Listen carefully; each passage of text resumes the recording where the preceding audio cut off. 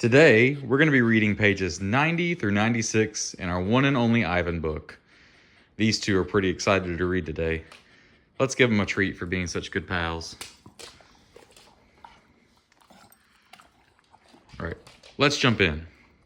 The title of this chapter is Elephant Jokes. Ivan? Bob? I blink. The dawn sky is a smudge of gray, flecked with pink, like a picture drawn with two crayons. I can just make out Ruby in the shadows, waving hello with her trunk. Are you awake? Ruby asks. We are now, says Bob. Aunt Stella's still asleep, and I don't want to wake her, because she said her foot was hurting, but I'm really, Ruby pauses for a breath, really bored. Bob opens one eye. You know what I do when I'm bored? What? Ruby asks eagerly. Bob closes his eye. I sleep. It's a little early, Ruby, I say. I'm used to getting up early. Ruby wraps her trunk around one of the bars on her door. At my old circus, we always got up when it was still dark, and then we had breakfast and walked in a circle.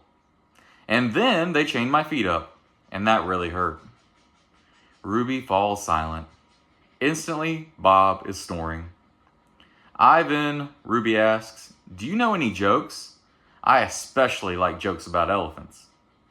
Well, let's see. I heard Mac tell me once. I yawn. How can you tell that an elephant has been in the refrigerator? How? By the footprints in the butter. Ruby doesn't react. I sit up on my elbows, trying not to disturb Bob. Get it?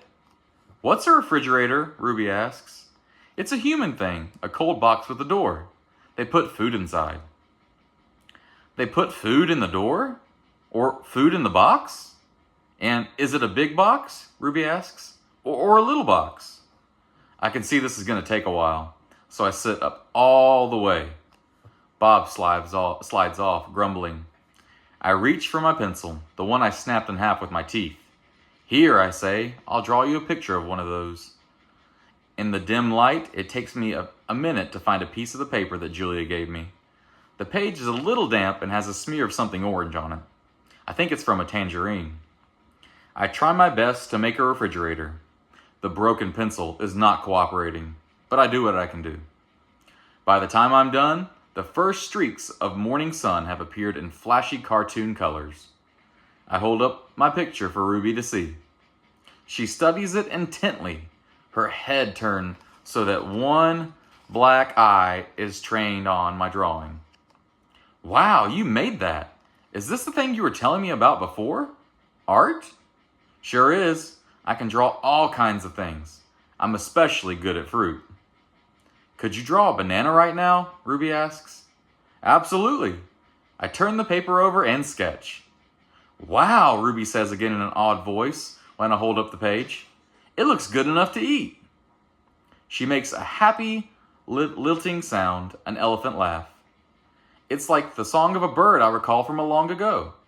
A tiny yellow bird with a voice like dancing water. Strange, I'd forgotten all about that bird. How she'd wake me every morning at dawn, and I was still curled up safely in my mother's nest. It's a good feeling, making Ruby laugh, so I draw another picture, and another, along the edges of a paper.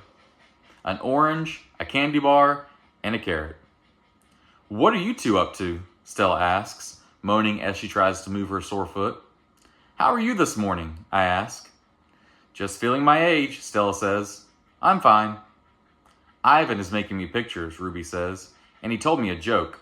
I really like Ivan, Aunt Stella. Stella winks at me. Me too, she says. Ivan, want to hear my favorite joke? Ruby asks. I heard it from Maggie. She was one of the giraffes at my old circus. Sure, I say. It goes like this. Ruby clears her throat. What do elephants have that nothing else has? Trunks, I think, but I don't answer because I don't want to ruin Ruby's fun. I don't know, Ruby, I reply. What do elephants have that nothing else has? Baby elephants, Ruby says. Good one, Ruby, I say, watching Stella stroke Ruby's back with her trunk. Good one, Stella says softly. Thank you guys for listening. as I read this story today. We'll have to tune in to see what happens next. Have a great day.